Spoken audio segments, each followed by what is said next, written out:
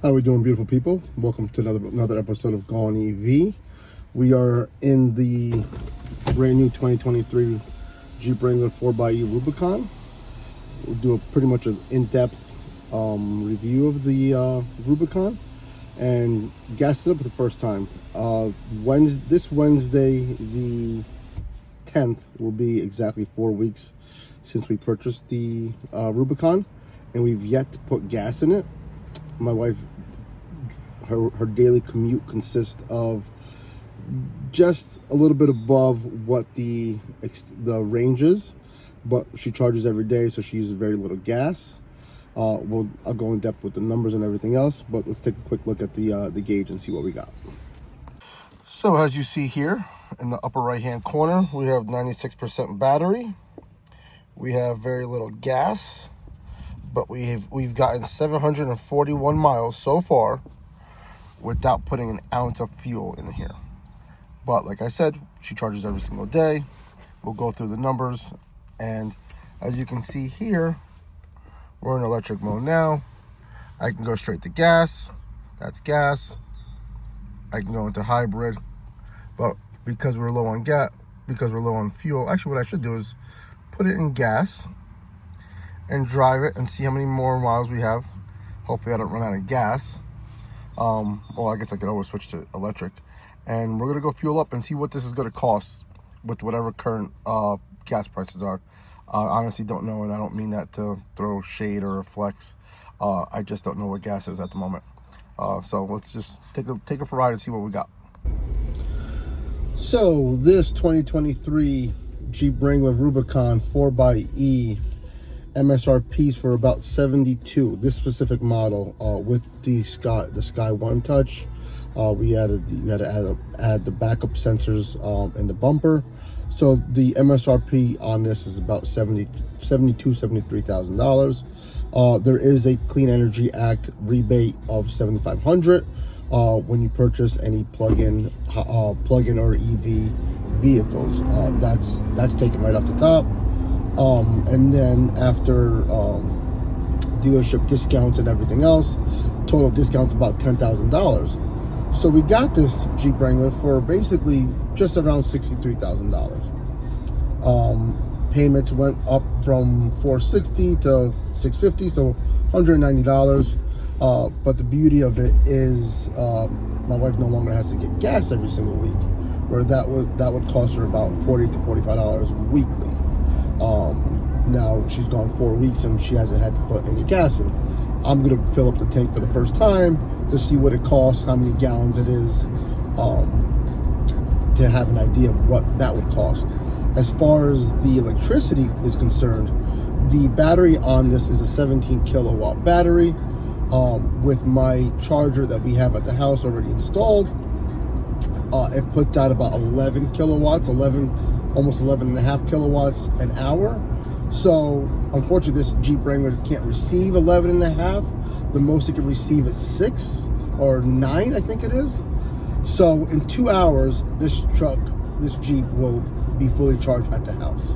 Call it 2 hours and 5 minutes, 2 hours and 10 minutes, roughly around there, depending on the state of the battery, assuming that it's pretty much dead. So which is not bad. Essentially we can charge both vehicles back to back.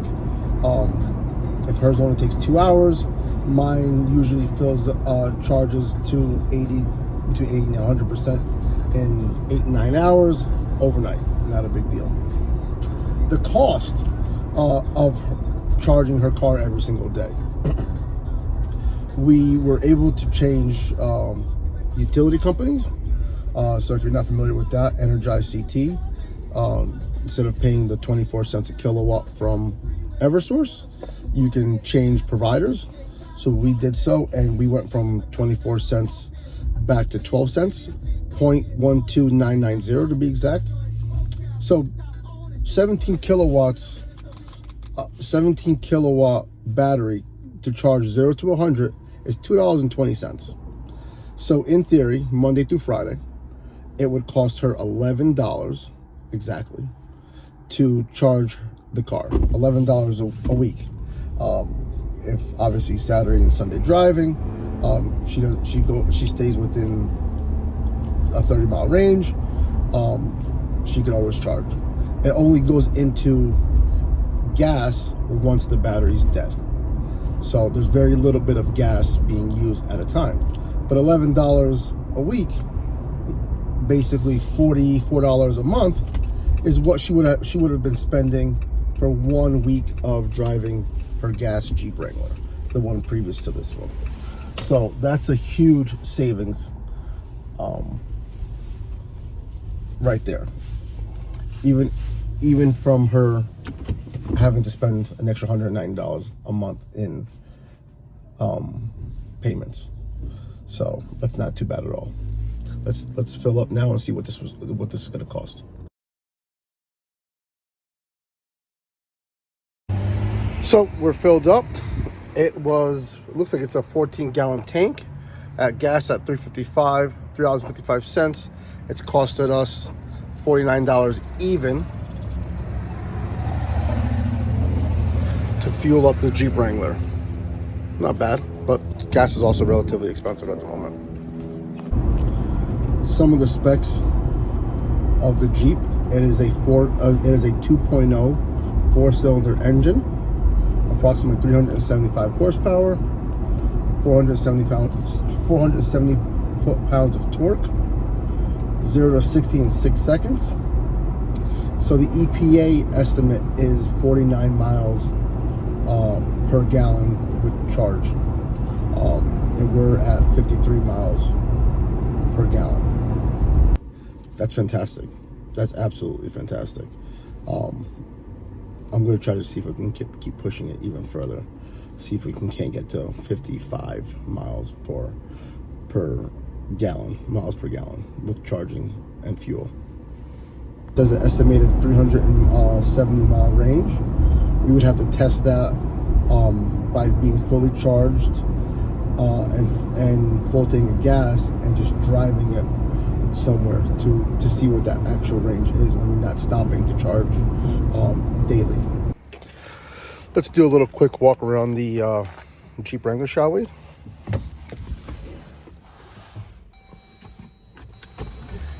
Has a Rubicon. It's got a few features that your normal Jeep Wrangler does not.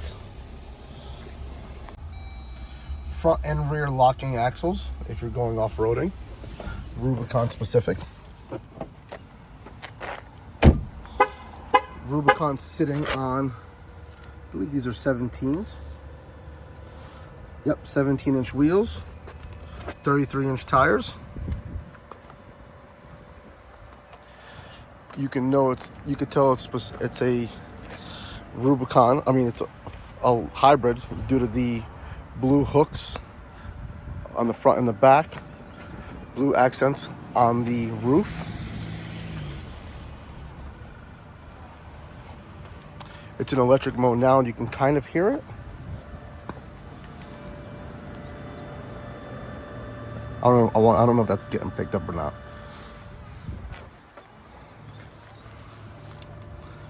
Blue accents. Love the electric blue look. This is a great purchase. The Sky One Touch is definitely the recommended way to go. Unless you have a tall garage where you can remove the hard top and install the soft top. Otherwise, that's the move. Now with the Rubicon, if you notice, it has matte black, how are we doing today? Matte black fenders, whereas the Sahara or other versions have the same color as the truck, the Jeep. Unless you're getting like a base, like I mentioned before. Quick little tip, if you're in the market for a Jeep Wrangler, they do not, if you're buying something off the lot, these do not come on the car, no longer do. That is a separate added on cost. Now you can get those done, but you have to actually physically place an order for a specific Wrangler and whatever trim package you decide to buy it in, and that is a added trim package. I don't think it's a lot, but it cost us about $875 extra to have that added on, because this specific Jeep Wrangler was already in inventory model on the lot. Well, this is our 4x3 Rubicon. Hope you liked it. Please like and subscribe. You know the usual spiel YouTubers say. Take care. Thank you for watching.